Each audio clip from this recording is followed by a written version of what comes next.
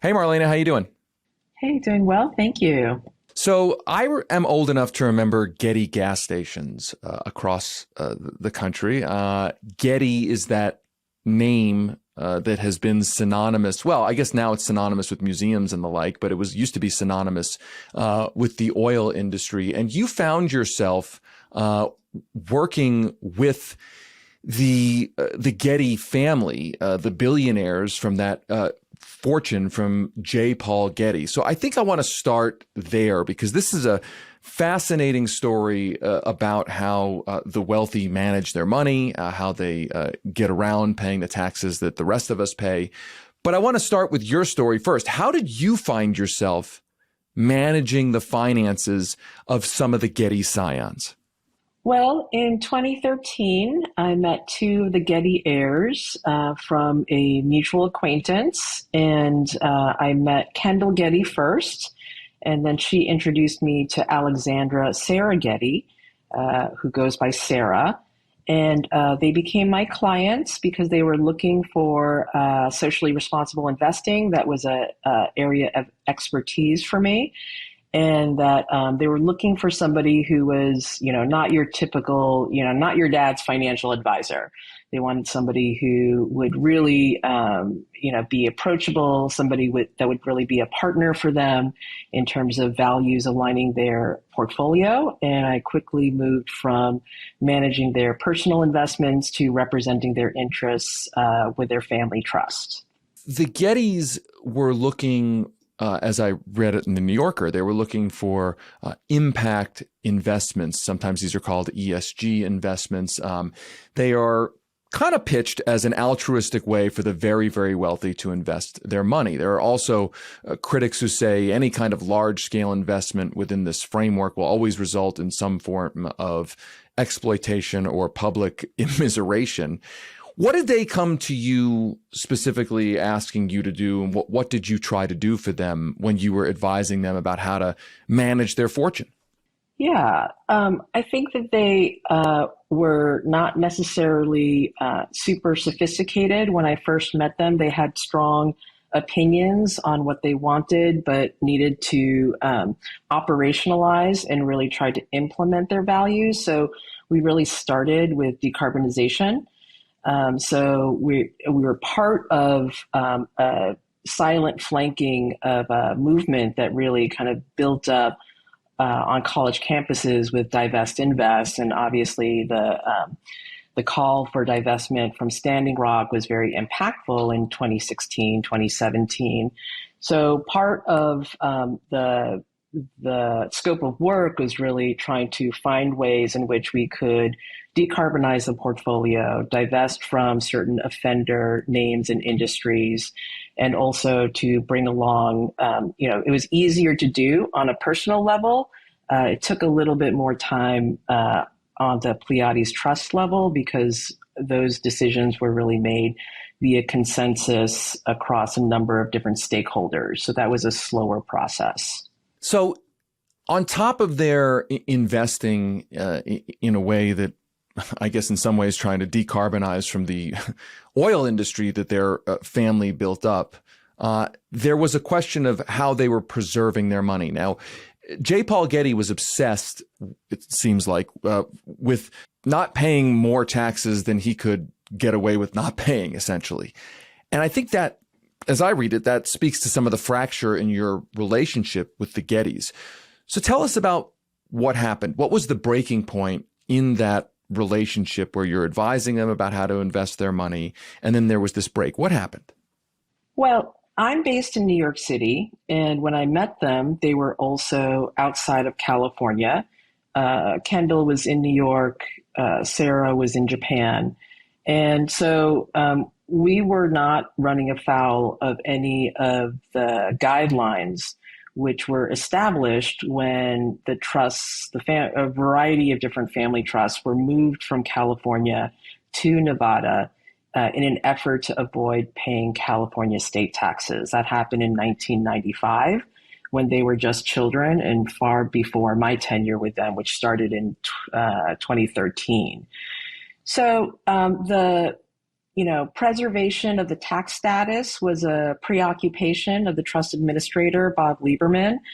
And part of my role was really keeping Kendall and Sarah out of California as a residence and domiciliary. We didn't really think about it as, part of the family culture. But certainly I think that in retrospect, it was, this was a sentiment that was passed down from generation to generation. And, they obviously have a lot of mobility. Kendall left New York full time in 2016, but was traveling in and out of California. Likewise, Sarah was in and out of California, but primarily in New York and Japan. And there was a point in 2018 when it was really clear that Kendall was spending more time in California than she was really admitting to in her taxes. And so we had a conversation about her declaring California residency, which she was not happy to do, but was something that I pressed her on. And then by the time the pandemic started in 2020, they were both there full time in California doing trust business as trustees. And this was something that really did not sit right with my conscience. Part of the stipulation around moving the trust from California to Nevada was that there was no major business or major portion of business done in California, but clearly there was decisions being made in California. All the family members who were trustees were living in California, emailing, texting back and forth, going to family dinners, talking about the trust. And it just didn't strike me as being honest.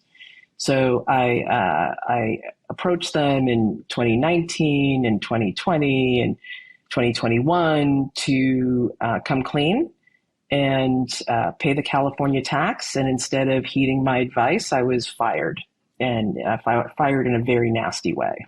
Now, this gets into why this story, in my view, is so important and so emblematic. I mean, it really is a story that details how the super wealthy try to essentially avoid, some people use the word evade, but try to avoid the taxes that the rest of us pay. And there was this fascinating ritual that the Gettys engaged in. And remember, these are some of the wealthiest people in the whole world. It's not like they necessarily, for their own financial survival, need to do this. But there was this fascinating ritual where they were getting on a plane 4 times a year to go out of state to kind of, it seems like, performatively make the investment decisions as a way to I guess, display that they weren't doing business in California. And as I read it, there was some interplay with Nevada, and J. Paul Getty had used Nevada, which had become kind of a tax haven unto itself right next door to California. Tell us about this ritual of kind of performatively going out of state and why that's so important. Well, this was something that had been established, far before my tenure. And so this was a culture that we stepped into. And I think that one of the things that's important to say about the ritual is that it was completely normalized, right? So this was actually kind of treated like it was a normal thing to do. And, the Gettys had really grown up, and Kendall and Sarah had really grown up in this, and were instructed to do this by their father and instructed to do this by the trust administrator. So we just looked at it as, just the way things were. So 4 times a year, there would be a trust meeting. They would be in various locations outside of California. They were never held in Reno because none of the family members actually wanted to go to Reno, even though that was where the office was. As far as I know, in the 8 years that I worked for both Kendall and Sarah, neither of them had actually ever visited Minerva Office Management, which is where the trust office was. And so we would roll into a variety of different 4-star hotels. They would get on the family plane, pack out for 3 days. We would record all the votes and record the minutes. And then we would go back to our respective homes and just carry on. So this was the ritual that happened. I started attending these meetings in 2013, and they had been happening, ever since 2004 when the trust was partitioned. So they're kind of doing this dance where they're going out of state to sort of say that they're not doing business in California. How prevalent, how common do you think this kind of game is among super wealthy families? I think there was a just to give folks an understanding of how small the number of people there are who control so much wealth. I think the stat is that we're now in a place where I think it's 0.1% of the population controls 18% of the country's wealth, which is just kind of mind-boggling. So we're talking about a very small number of people. How prevalent, how common do you think this kind of game is among that crowd? Well, I think it's becoming more prevalent in that there has been legislation supportive of creating tax havens, not only in Nevada, but in South Dakota and Delaware and in other what we can categorize as tax haven states. And that the perpetuity of trusts have also been extended. I'm not a trust and estates attorney, and I'm not a tax expert, so there are folks that can speak to this in more detail, but certainly the trust laws have been shaped by the ultra wealthy for their interests, and their interests are to have trusts that last for 360 years to 1,000 years or forever.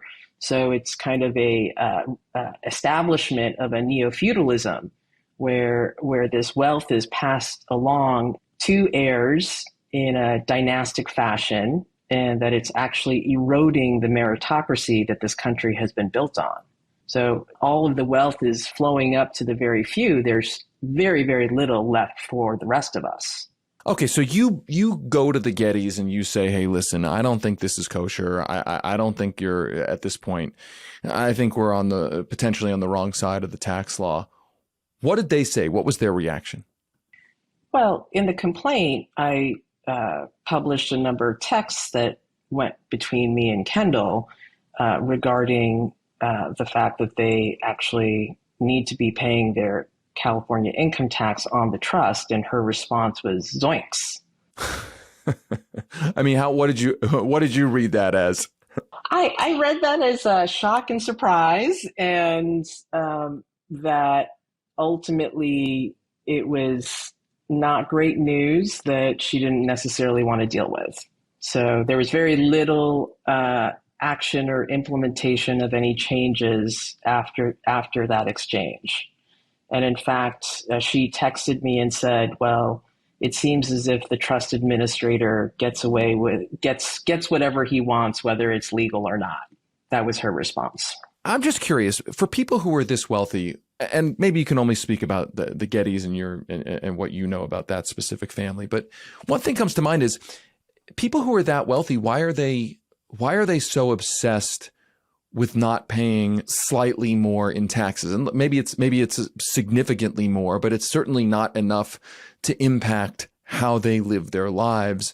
But it does seem, from what you went through and what you hear from in other anecdotes about the super rich, that they are kind of super obsessive about avoiding the taxes and playing these kinds of games to marginally reduce their taxes. I mean, maybe the answer is you don't become a billionaire unless you're obsessed with that. But these are kind of the children, the heirs of the J. Paul Getty fortune. So what kind of psychology is at play here? Why do you think the very, very rich that you've dealt with are so obsessed with this when they're the ones who can afford to pay the taxes the most?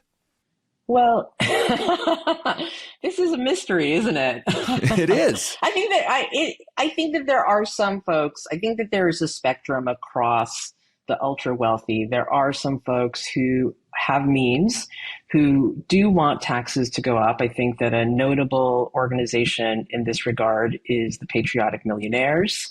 There's also a campaign being led called Tax the Ultra Wealthy Now, which is actually led by people of means. But I think that by and large, the vast majority of the 1% of the 1%, if I may psychologize them, is that it's just about power. That's my opinion. I think that ultimately for folks who have everything, that the thing that they want the most is the ability to be above the rules. And that there is a certain kind of social marker. And you see it with like Donald Trump, or you see it with folks who, I don't want to be too partisan, but say, you see the psychology amongst certain people within the Republican Party where they want to make the rules, but they don't want to follow them. And that if you are able to be above the rules, that is equivalent to being on the Forbes 400. It really means that you've made it. So you blow the whistle, they kind of blow you off. And one question that comes out of this is presumably other people in your position who advise and are paid to help the wealthy manage their money. Presumably they see some of these same things as well, and they don't blow the whistle, or at least they don't publicly blow the whistle. Now, so you kind of stand alone as somebody who is giving us a peek, giving the public a peek into how this all works. Why do you think we haven't seen more people in your position speak out? And I'm sure it has something to do with the fact that they don't want to lose their clients. But if this is so prevalent, why aren't at least a few other people blowing the whistle?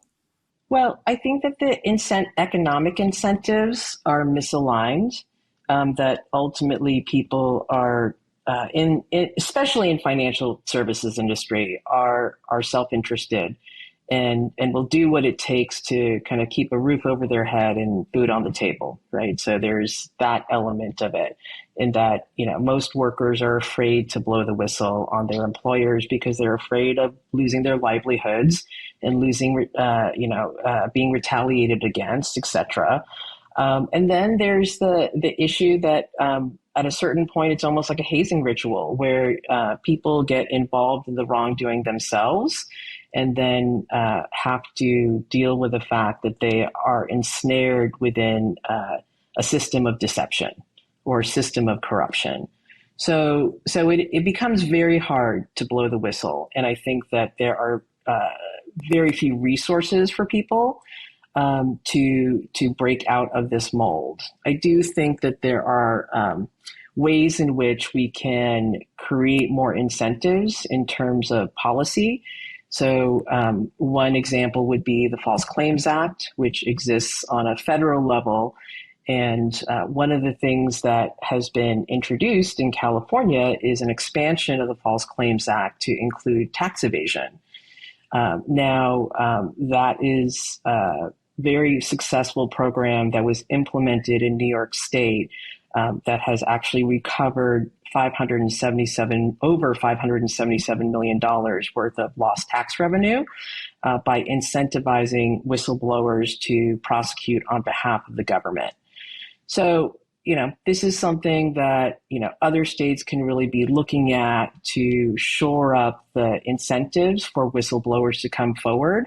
And I think that is really incumbent upon legislators who unfortunately also have their bread buttered by having cozy relationships with the ultra wealthy. So I think that it's pretty clear that there are reasons why this legislation has stalled out in California after being introduced in 2020. And it would be really interesting to see if state legislators would be interested in picking this up, considering the fact that California is facing a $24 billion shortfall next year in their fiscal year. So I want to end up, as you allude to, on the solutions side of this.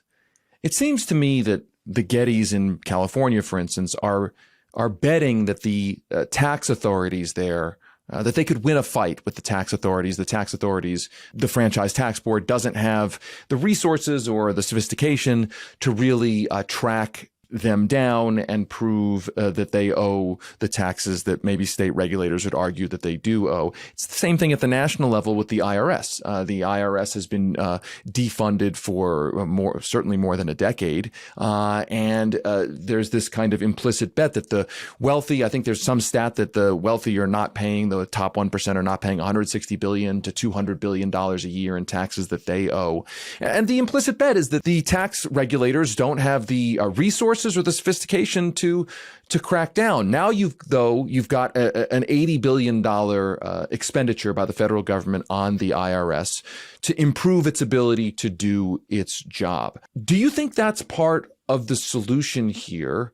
Do you think that regulators, if they're resourced enough, that they can actually stop this kind of behavior?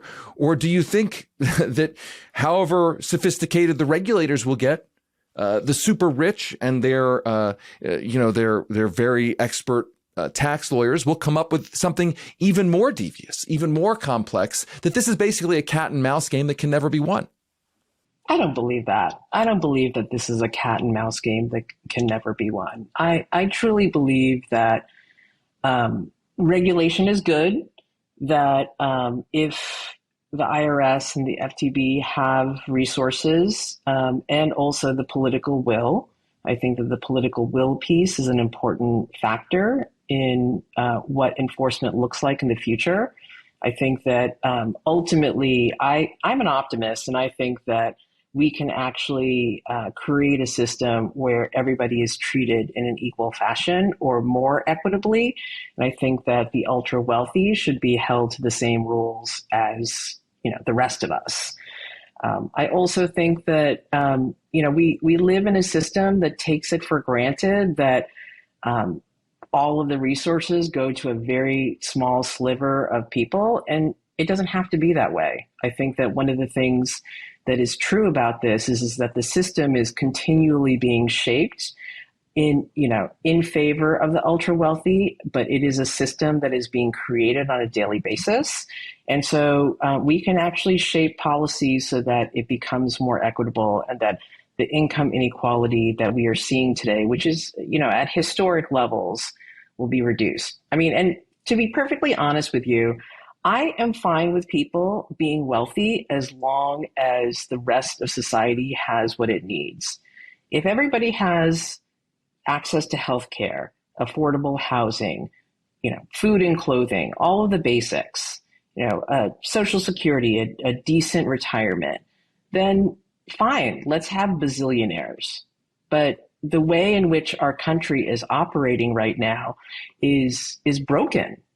And I think that we really saw that. We saw the level of degradation of our meritocracy during COVID. I think that when you look at the start of the pandemic and you saw the wealthy and the powerful just bunkering down in their second or third home, while frontline workers were hustling around the clock and nurses were wearing garbage bags as PPE, and like lines and lines of cars in California waiting for food at the food bank, that to me is a sign of a broken society. So I got to believe that we have the ability to change this in a way that is orderly and respectful to everyone, including the ultra wealthy, because that marginal utility of that extra 1% isn't actually helping them either. So I want to, before we go, I just want to know the status of the lawsuits that you're involved in with the Gettys. What are your demands of the Gettys? Where is that right now? And just to tack on to that, are there any structural reforms you'd like to see in the wealth management industry? Well, thank you for that question. I think that there are lots and lots of demands to be made. I think ultimately, the first demand of the Gettys is really that they must pay the taxes that they owe the people of California. As an employer, they need to be held responsible to the commitments and the legal obligations that they've made to me as an individual worker. They have monies that are contractually obligated to me that they are in breach of contract for. And so I need to be paid. because I'm a worker and I provided a lot of intellectual labor that I have not been paid on. The second thing around, what can we see structurally around the industry? I think that it really has to happen on a policy basis where whistleblowers are incentivized to come forward. I don't know how you change a culture which is basically built on what's in it for me, and that is what the financial service industry is. As far as my case is concerned, unfortunately, mediation has failed, and so we are heading towards litigation, which I expect will be a 4 to 5 year process. So it's we are getting ready for the long haul. Marlene Hassan is one of the central characters in the fascinating New Yorker profile of the Getty family and the issues that we've been discussing. The profile is called The Getty Family's Trust Issues. You can find it at The New Yorker. It just came out a few weeks ago. It is an important story.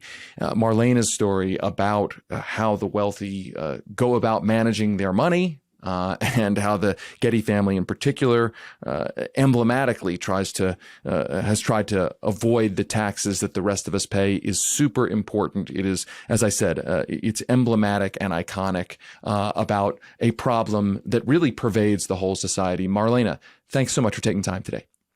Thanks for having me.